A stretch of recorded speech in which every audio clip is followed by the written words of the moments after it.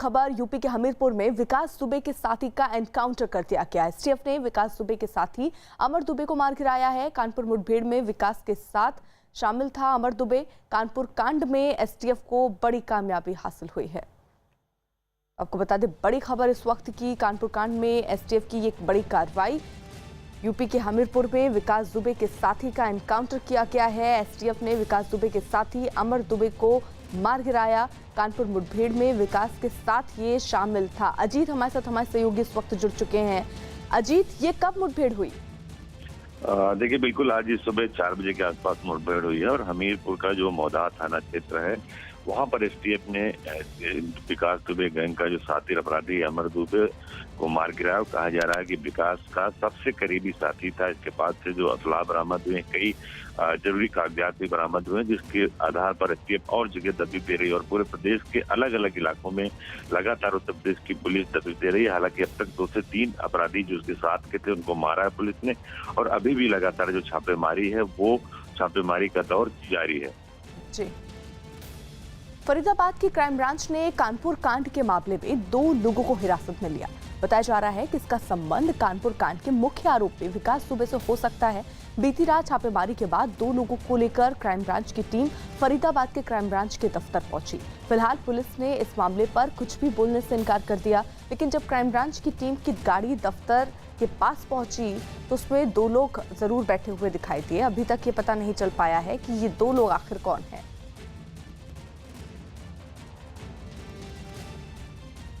लगातार बारिश की वजह से गुजरात के कई जिलों में हालात पटरी से उतर गए।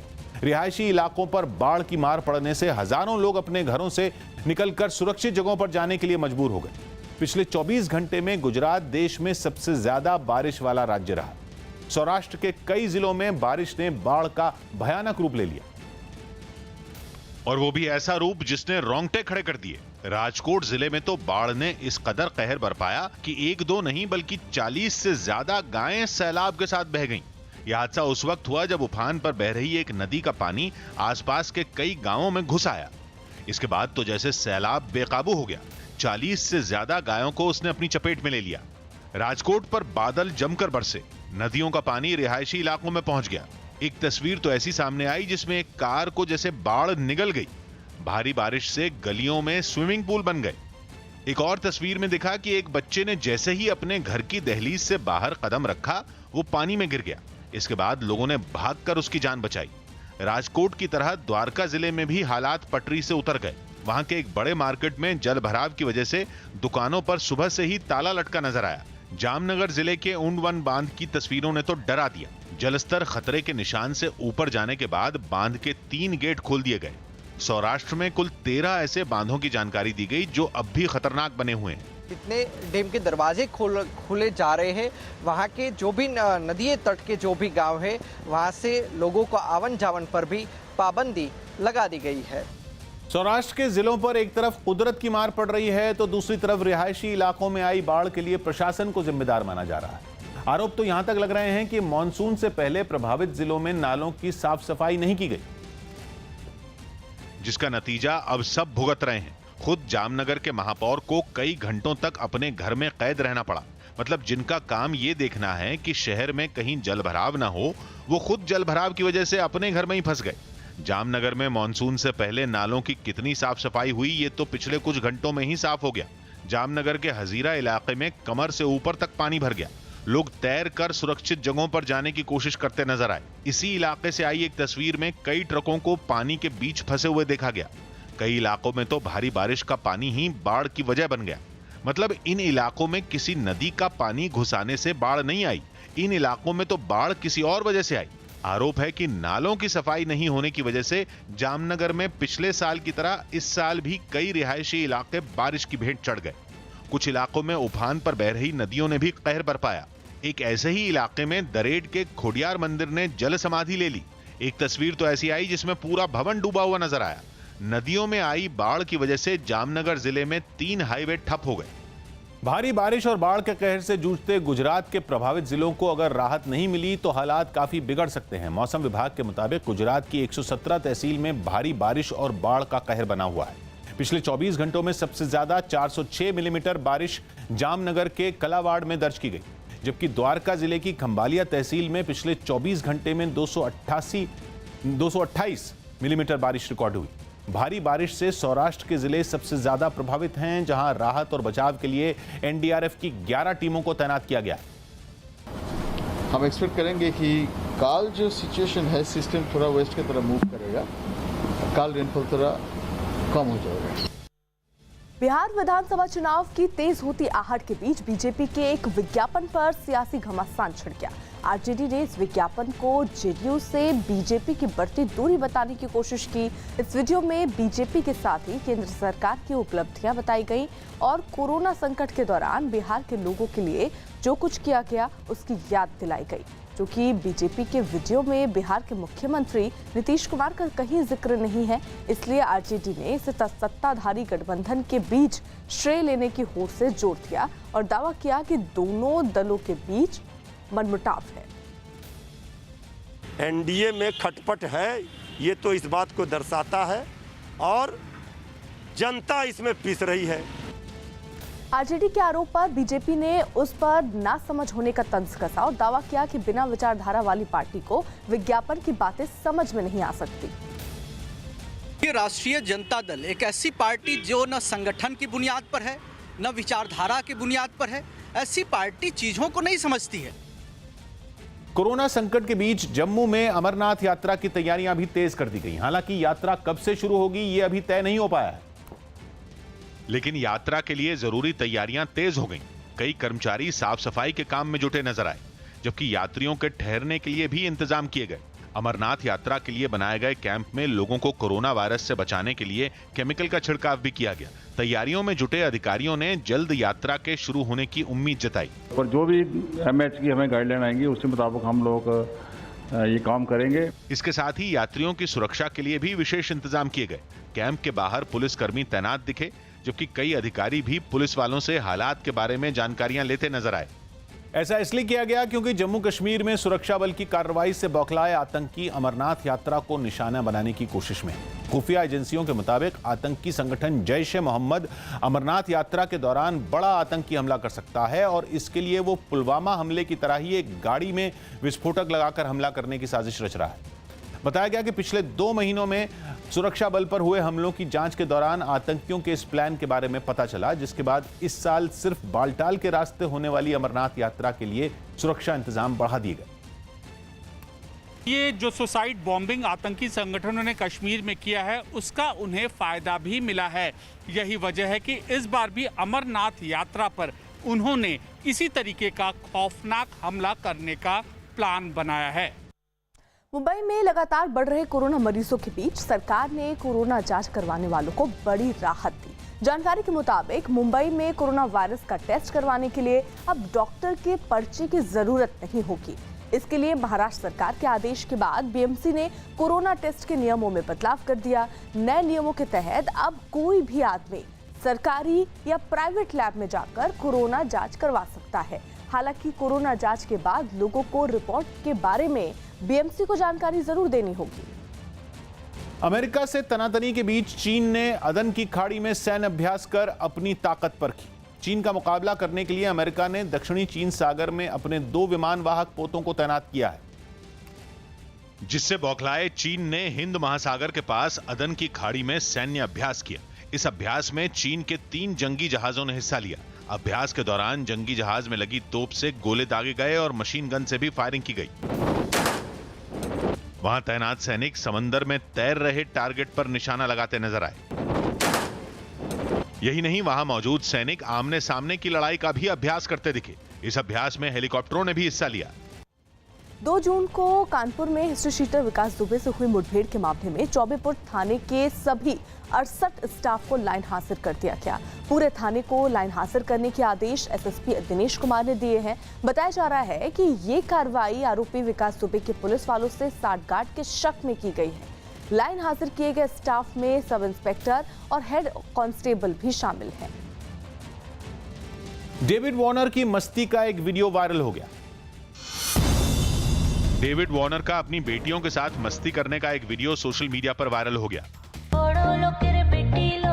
লম্বা লম্বা চুল এমন মাথায় টিন্ডিলে চাট ভিন্ডিলে লম্বা লম্বা গুল আমালে চকল পকলে ससुराल गेंदा फूल। उत्तराखंड सरकार ने कांवड़ यात्रा रद्द करने के बाद हरिद्वार में यूपी से लगी अपनी सीमाओं को सील कर दिया। कोरोना वायरस की वजह से इस साल कांवड़ यात्रा को मंजूरी नहीं दी गई थी। इस बार निर्णय लिया गया कि बॉर्डर पर ही सारे कांवड़ियों को किसी को भी प्रवेश नहीं करने दिया जाएगा, सभी को रोक दिया जाएगा। छत्तीसगढ़ के नारायणपुर में आईटीबीपी के एक जवान ने अपने बच्चे के जन्मदिन पर जरूरतमंद बच्चों को कपड़े और चप्पलें बांटी। बच्चे के जन्मदिन के अवसर पर घर से दूर यह लड़का कपड़े भी दे रहा है और ये चप्पल भी पहनाने का काम कर रही है। विद्युत जामवाल ने अपना एक वीडियो शेयर कर दर्शकों से सुशांत सिंह राजपूत की आखिरी फिल्म दिल बेचारा देखने की अपील की। I want you all to watch this movie and we should make sure that this is the highest watched movie ever. Madhya Pradesh के मंडला में राइस मिल से धान की बोरियां चोरी करने के आरोप में एक ट्रक ड्राइवर उसके साथी को खंबे से बांधकर पिटाई की गई। मिल के मालिक पर मारपीट का आरोप लगा, जिसका एक वीडियो भी सोशल मीडिया पर वायरल हो गया, जिसमें राइस मिल के अंदर दो लोग अलग अलग खंभों से बंधे दिखाई दिए और वहां खड़ा एक आदमी उन्हें रस्सियों से ताबड़तोड़ पीटता नजर आया। कितनी चोरी की? बता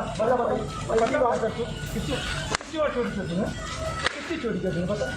इस दौरान वहां मिल में काम करने वाले कई मजदूर खड़े दिखाई दिए, लेकिन किसी ने भी मिल के मालिक को मारपीट करने से रोकने की कोशिश नहीं की। थोड़ी देर बाद मार खाने के बाद ट्रक ड्राइवर और उसके साथी ने मिल से धान की बोरियां चोरी करने की बात मान ली और नुकसान की भरपाई करने की भी बात कही, लेकिन इसके बाद भी मिल का मालिक उसके साथ मारपीट करता रहा। जो भी होगा पैसा मैं भर दूंगा, पैसे। बाद में ट्रक ड्राइवर उसके साथी के साथ मारपीट का वीडियो सोशल मीडिया पर वायरल हो गया। खबर पुलिस तक पहुंची, लेकिन पुलिस ने शिकायत मिलने के बाद ही मामले में कार्रवाई की बात कही। यदि ऐसी कोई सूचना आती है या इस बात की पुष्टि होती है कि ये वीडियो यहाँ का है तो हम आवश्यक वैधानिक कार्रवाई करेंगे, लेकिन अभी तक इस बात की भी पुष्टि नहीं है कि वीडियो मंडला का है अथवा कहीं और का है, और न ही हमारे पास ऐसी कोई शिकायत आई है अभी तक। बिहार के कटिहार में लोगों से भरी एक नाव महानंदा नदी में पलट गई। हादसे के वक्त नाव पर कई लोग सवार थे, जिन्हें लेकर वो नाव नदी के किनारे पहुंचने ही वाली थी, लेकिन लोगों के वजन से एक और झुकते हुए वो नाव महानंदा नदी में पलट गई। डूब गया नाव डूब गया। इस हादसे में अच्छी बात ये रही कि नाव नदी के किनारे पर पलटी, जहां पानी कम गहरा था, इसलिए ज्यादातर लोग तुरंत पानी से बाहर आ गए। हादसे से पहले जब नाव लोगों को लेकर किनारे की तरफ पहुंची तो वो धीरे धीरे एक और झुकती नजर आई।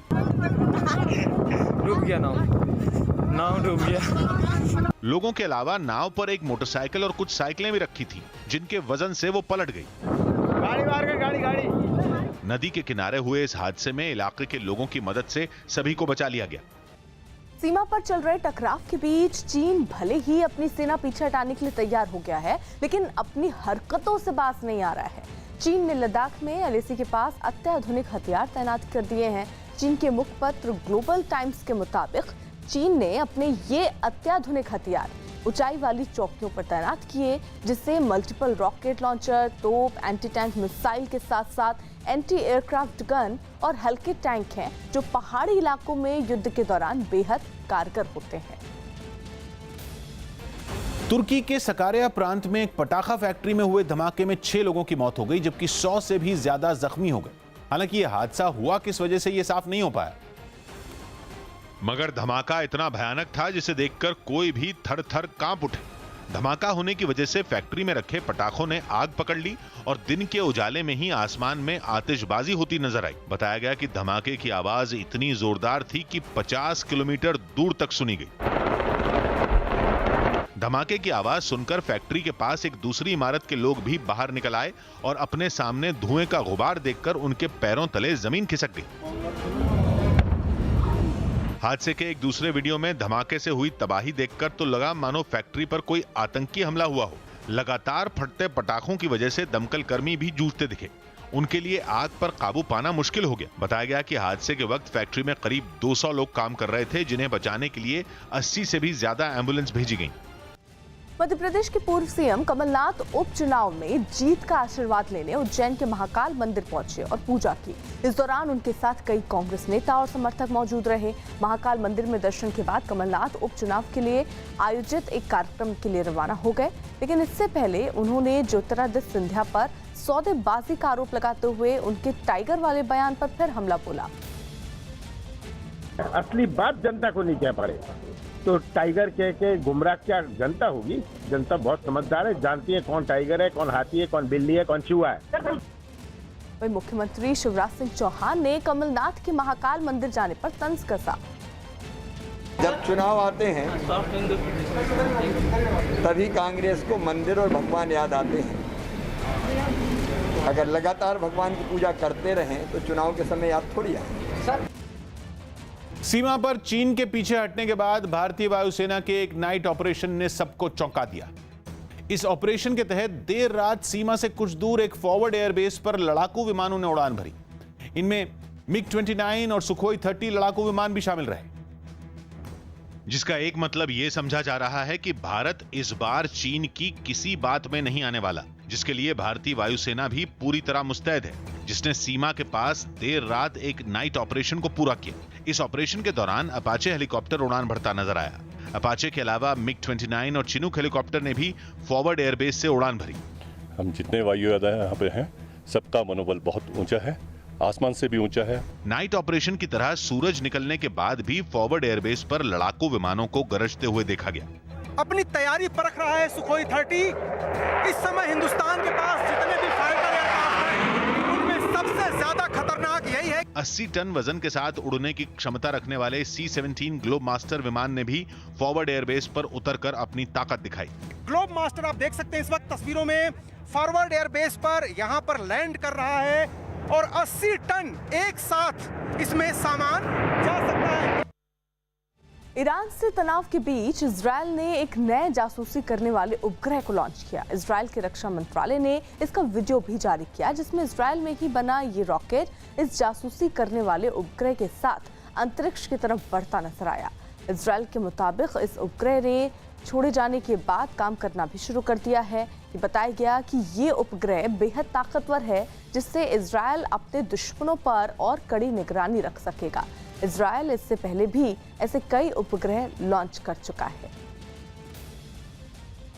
बीती रात पाकिस्तान ने सीज फायर तोड़ते हुए भारत के मेंढर और बालाकोट सेक्टर में भारी गोलाबारी की। पाकिस्तान की सेना ने भारत के रिहायशी इलाकों को निशाना बनाने की कोशिश की।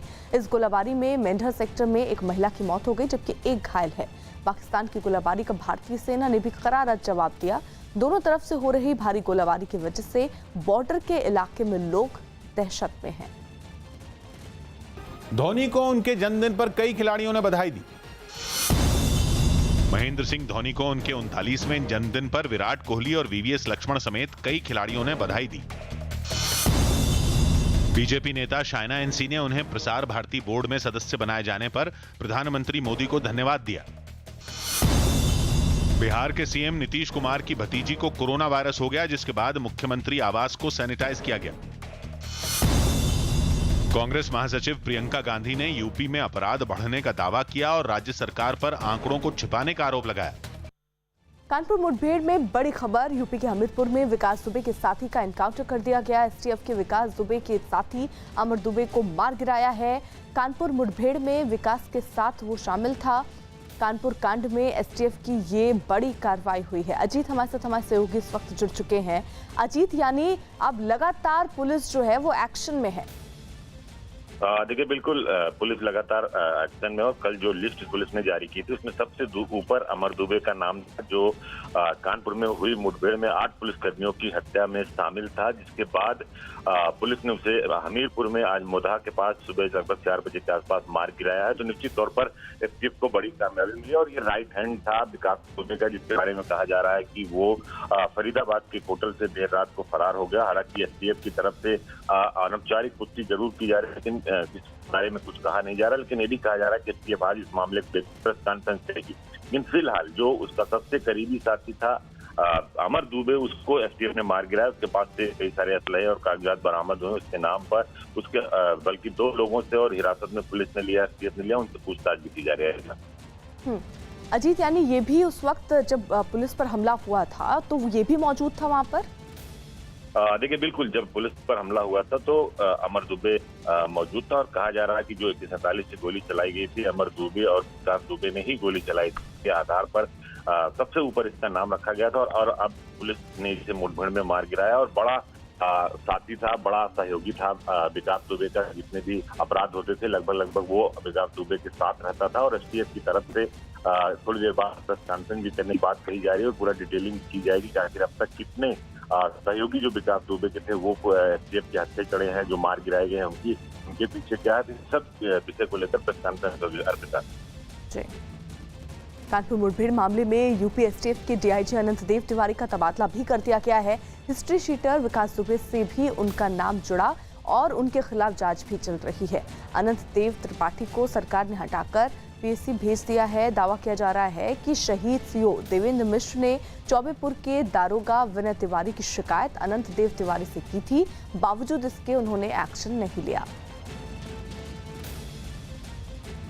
म्यांमार के बगान शहर में 11वीं से 13वीं सदी के बीच बने 3500 से भी ज्यादा बौद्ध स्तूपों, मंदिरों और दूसरी धरोहरों की सुरक्षा के लिए सैकड़ों जवान तैनात कर दिए गए।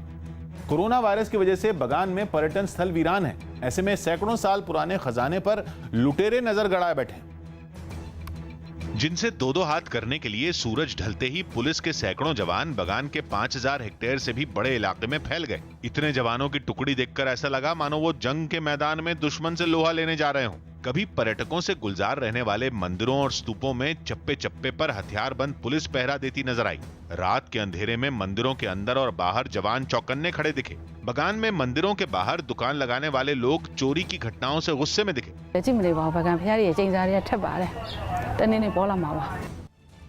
राहुल गांधी ने चीन के मुद्दे पर एक बार फिर से केंद्र सरकार पर हमला बोला और उनसे 3 सवाल पूछे। एक दिन पहले खबर आई थी कि भारत के दबाव के बाद चीन ने पीछे हटने की कार्रवाई शुरू कर दी, जिसके अगले दिन राहुल गांधी ने केंद्र पर निशाना साधते हुए ट्वीट किया और पूछा कि अगर सरकार के लिए राष्ट्रहित सबसे पहले है तो उसने चीन के साथ बातचीत के दौरान गलवान में तनाव से पहले की स्थिति बरकरार रखने पर जोर क्यों नहीं दिया, जिसके जवाब में बीजेपी ने राहुल गांधी को खरी खरी सुना दी। चीन की रोटियों पर पलने वाले राहुल गांधी, जिन्होंने अपने पिताजी के ट्रस्ट में अपनी मां, अपनी बहन, अपने दामाद और खुद के ऐशो आराम के लिए चीन का पैसा लिया, वो आज चीन की बात हिंदुस्तान की सरकार से कर रहे हैं। सैटेलाइट से मिली तस्वीरों के मुताबिक गलवान घाटी में चीन की सेना पीछे हट गई है। भारत के राष्ट्रीय सुरक्षा सलाहकार अजीत डोभाल और चीन के विदेश मंत्री के बीच हुई बैठक के बाद चीन की सेना न सिर्फ पीछे हटी है बल्कि उन्होंने अपनी चौकियों को भी हटा दिया है। सैटेलाइट से मिली 6 जुलाई की तस्वीरों में चीन की सेना उस जगह पर दिखाई नहीं दे रही जिस जगह पर वो 28 जून को मौजूद थी। इतना ही नहीं, चीन की सेना ने वहां से अपनी चौकियों को भी हटा दिया है।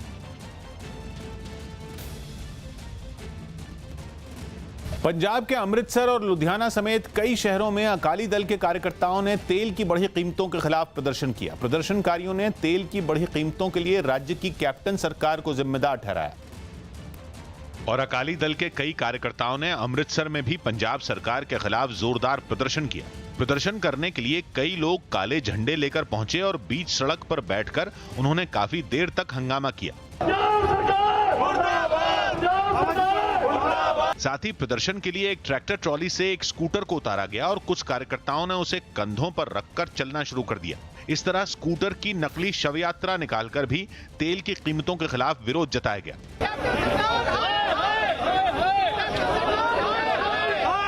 अमृतसर की तरह लुधियाना में भी अकाली दल ने कैप्टन सरकार के खिलाफ मोर्चा खोला और सड़क किनारे जुटकर काफी देर तक प्रदर्शन किया।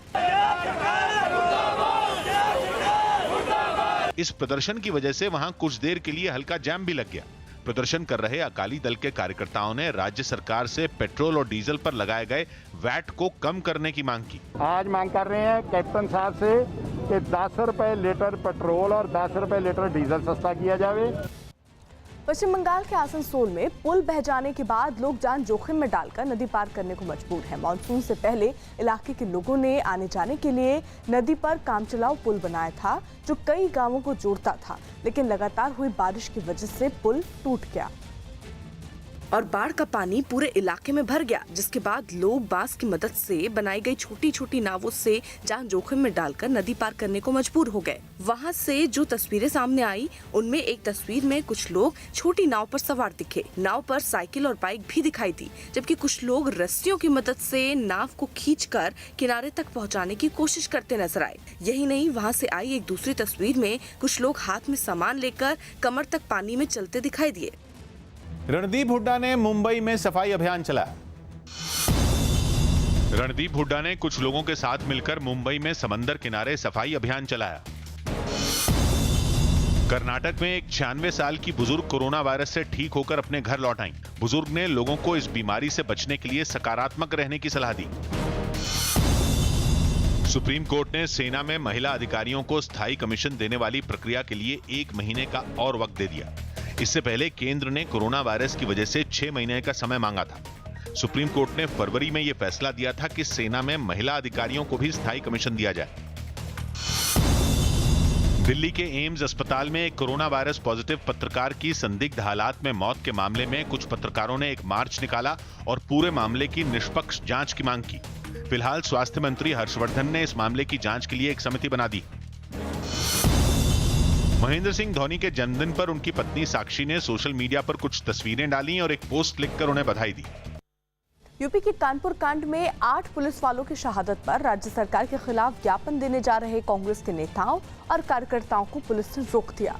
बताया गया कि पार्टी के महासचिव प्रियंका गांधी के निर्देश पर यूपी कांग्रेस के अध्यक्ष अजय कुमार लल्लू कार्यकर्ताओं के साथ राज्यपाल को ज्ञापन देने के लिए जाने वाले थे और इसी मकसद से कांग्रेस के कार्यकर्ता कानपुर में पार्टी दफ्तर के बाहर जमा हुए। लेकिन यूपी पुलिस ने पार्टी दफ्तर से बाहर निकलते ही कांग्रेस के नेताओं और कार्यकर्ताओं को गिरफ्तार कर लिया। जिन नेताओं को गिरफ्तार किया गया उनमें अजय कुमार लल्लू और कांग्रेस विधानमंडल दल के नेता आराधना मिश्रा भी थी। हालांकि इस गिरफ्तारी के विरोध में कार्यकर्ताओं ने जमकर नारेबाजी की और कानपुर कांड के लिए मुख्यमंत्री योगी आदित्यनाथ को जिम्मेदार ठहराया। योगी आदित्यनाथ जी को जिम्मेदारी तय होनी चाहिए और इस्तीफा देना चाहिए। चीन के तियानजिन में कोरोना वायरस की वजह से लागू पाबंदियों में छूट मिलने के बाद करीब 850 फीट की ऊंचाई पर बना एक बुक स्टोर खोल दिया गया। यह बुक स्टोर चीन की सबसे ऊंची किताब की दुकानों में एक है।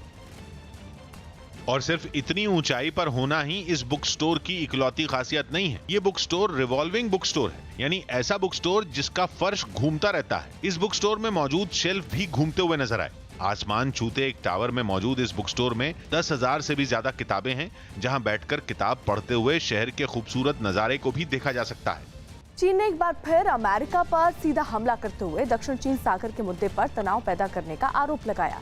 चीन के मुखपत्र ग्लोबल टाइम्स के मुताबिक अमेरिका दक्षिण चीन सागर के मुद्दे पर फिलीपींस, वियतनाम, इंडोनेशिया और मलेशिया को चीन के खिलाफ गुपचुप तरीके से भड़का रहा है।